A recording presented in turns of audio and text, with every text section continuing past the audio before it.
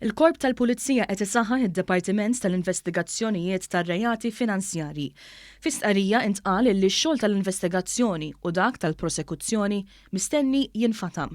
Dan se jsir biex l-uffiċjal investigatur ikun iffukat biss fuq l-investigazzjonijiet filwaqt li l-prosekuzzjonijiet isiru mill-uffiċċju tal-prosekuzzjoni li se jkun mgħammar bi prosekuturi professjonali imħarġa u kwalifikati fil-qasam tar-rejati finanzjarji. Il-Korp tal-Pulizija spjega kif jinsab fi stadju avvanzat li jixtri sistema ta' intelligenza li tinċentralizza informazzjoni importanti biex bekk jiġu faċilitati l-investigazzjonijiet brabta mal-ħasil tal-flus u rejati ekonomiċi oħra.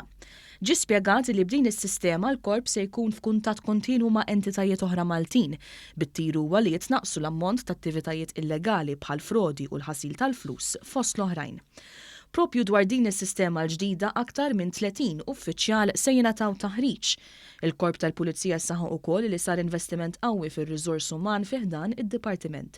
Fil-fatt fil-bidu tas-sena l-oħra dan id-dipartiment issaħħaħ bżieda ta' 7 spetturi għal total ta' 12 spettur filwaqt li f'Lulju tas-sena l-oħra kien hemm żieda ta' supretendent fejn bekk supretendent wieħed qed jiffoka fuq il-ħasil tal-flus filwaqt li s-supretendent ieħor jinsab inkarigat mir-rejati ekonomiċi. F'dan id-dipartiment in-numru ta' pulizija issa tela għal 58 minn 41 u ġew ingaġġati wkoll analisti pajżana tar-rejati ekonomiċi, bil-għan illi flimkien mal-esperjenza tal-pulizija il-ħidma investigattiva tkun aktar effettiva. U mistenni wkoll li mill-bidu tas-sena d-dieħla dan id-dipartiment jiċċaqlaq u jmur f'binja moderna ta' 3 solari f'Santa Venera.